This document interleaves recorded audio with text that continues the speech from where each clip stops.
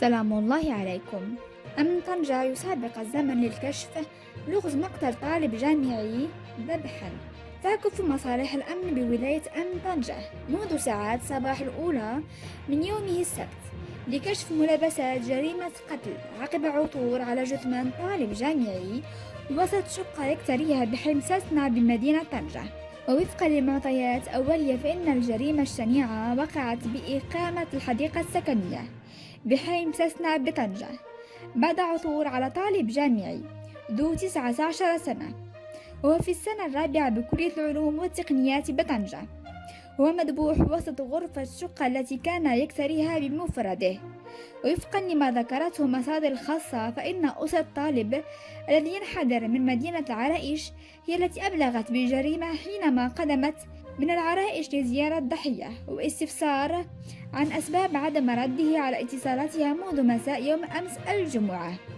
وقد أمرت النيابة العامة بطنجة بالتحقيق العاجل لمعرفة ملابسات وقوع الجريمة التي هزت حي مساسنة بطنجة، حيث حلت عناصر الشرطة العلمية بمكان الحادث وجرى نقل جثمان الضحية إلى مستودع الأموات بمستشفى دوق طوفار بطنجة.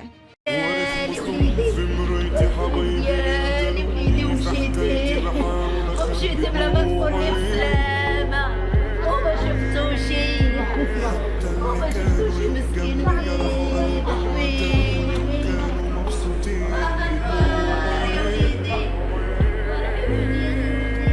وانا مسيك كان ذنبي بس قبل اللي مني كان همني وبيخونوني.